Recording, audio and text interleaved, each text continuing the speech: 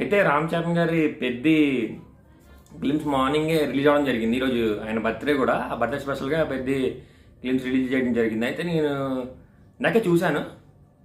అయితే అసలు ఆ బాడీ చూస్తుంటే బాక్స్ ఆఫీస్లా కనపడుతుంది. బాక్స్ ఆఫీస్ అమ్మ మొగుళ్ళ అనిపించాడు ఆయన లుక్స్ కానీ, ఆ బల్క్నెస్ కానీ, ఆ బాడీ కానీ. నాకు ఆ గత పట్టినప్పుడైతే ఒకటే ఇమాజినేషన్ అండి. జస్ట్ ఏంటంటే హనుమంతుడిలా అనిపించాడండి ఆయన. రామ్ చరణ్ గారు అసలు ఆ గద పట్టుకున్నప్పుడు లిటరల్లీ చెప్తున్నా మ్యాడ్నెస్ లుక్స్ అనమాట.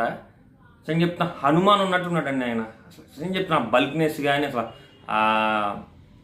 ఇది కానీ, అసలు లుక్స్ ఏదో చెప్తున్నాను. బాక్స్ ఆఫీస్ అమ్మ మూడండి, ఇంకొక మాట లేదంతే.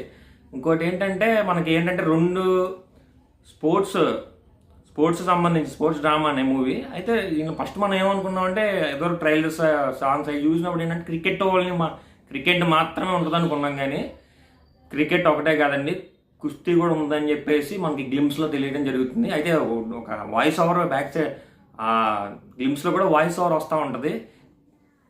బ్యాట్ వేసుకుని బాల్కి అడ్డెళ్ళిపోవడం కాదు, క్రికెట్లా కాదు, బ్యాట్ వేసుకుని బాల్కి అడ్డెళ్ళిపోవడం కాదు,